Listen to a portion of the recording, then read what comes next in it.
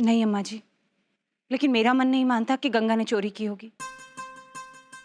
अगर उससे चोरी करनी ही होती तो उस दिन मेरा पेंडेंट गंगा वापस क्यों देती? तरीके तरीके हैं भरोसा जीतने के। पर तुझ पर ना बहुत दया आती है मुझे, तेरी बुद्धि पर। 2 बच्चों की मां होने के बावजूद भी तू घर गृहस्थी के मामले में एकदम निपट अनाड़ी। दादी इतने गुस्से में क्यों है? मम्मी को डांट क्यों रही है? अब तुम लोग खड़े खड़े मुंह क्या देख रहे हो? फोन करो नीरू को। अरे पुलिस में जाओ, रपट लिखाओ ताकि वो लड़की पकड़ी जाए। इसे कहते हैं दिया तले अंधेरा। पूरे शहर को न्याय दिलाने वाले वकील के घर में ही चोरी। छी छी, मुंह दिखाने के लायक नहीं रहेंगे। अब खड़ी क्यों है? फोन कर अपने पति को कि बता दे पुलिस को कि गंगा भाग गई है। भाग गई? पर दादी आपने तो कहा था मैं स्कूल से वापस आने तक वो आ जाएगी, फिर साथ में खेलना। क्या बताऊं लल्ला, सबको लगा कि वो घर में ही कहीं होगी, पर बाद में पता चला कि अम्मा का लॉकेट चोरी करके वो भाग गई। मतलब चोरी की गंगा ने? पर वो तो इतनी छोटी सी है। तो क्या हुआ भैया जी? बड़े बड़े चोरों की टोली में काम करती होगी ये लड़की। घर घर जाकर अपनी मीठी मीठी बातों से बहला फुसलाकर माल मट्टा लेकर फुर हो जाती। अब अपना अपने कमरे में जाकर देखो, कहीं आपका खेल खिलौना तो लेकर नहीं भाग गई वो। मेरे टॉयज संभाल के मेरे ला।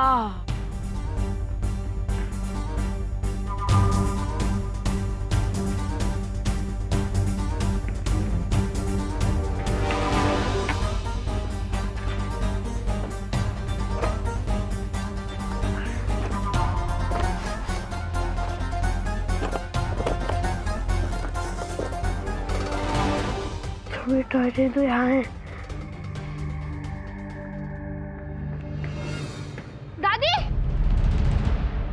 जो मेरा फेवरेट है पापा जबान से लेते। ले गई वो? नहीं, कबर्ड में एकदम सेफ रखा है।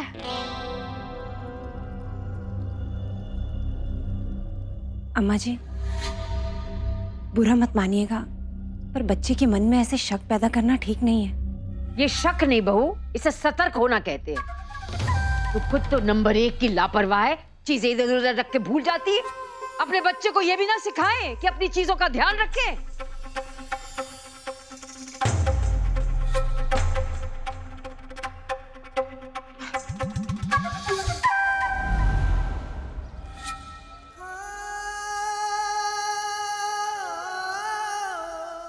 रुक रुक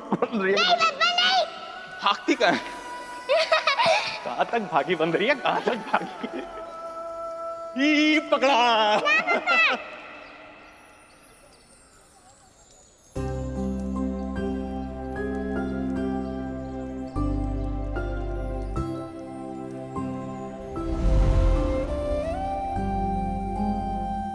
अब लग रही है ना हमारी बिटिया बिल्कुल राजकुमारी।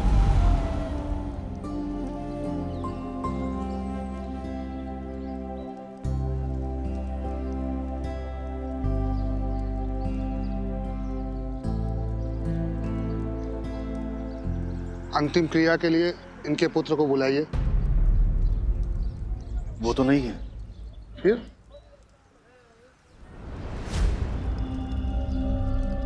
नहीं बिटिया, अंतिम संस्कार बेटियां नहीं करती।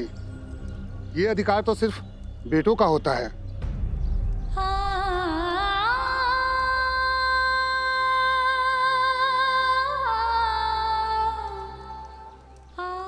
अपने पिता की इकलौती संतान है ये पंडित जी।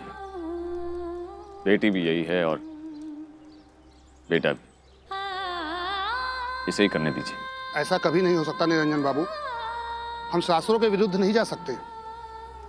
किसी रिश्तेदार को बुलाइए, लेकिन कन्या के हाथों ये काम नहीं होगा। पंडित जी, कोई रिश्तेदार भी नहीं है।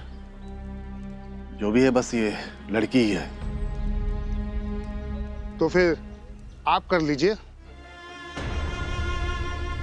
शास्त्रों और धर्म ग्रंथों का आदर मैं भी करता हूं पंडित जी, लेकिन लकीर का फकीर बने रहने में मैं विश्वास नहीं करता। आप ही बताइए, किसी अनजान के हाथों अंतिम संस्कार होने पर क्या इस आदमी की आत्मा को शांति मिल पाएगी? बेटा नहीं है तो क्या अंतिम क्रिया से भी वंचित रह जाएगा ये पिता? नहीं पंडित जी, ये अन्याय है। जीवन त्यागने के बाद भी अगर हम किसी इंसान को पूरे सम्मान के साथ विदा ना कर सके तो इंसान कहलाने के लायक नहीं है हम। आप गंगा के हाथों ही सारी विधि कराइए। मुझे इसमें कोई अधर्म दिखाई नहीं देता।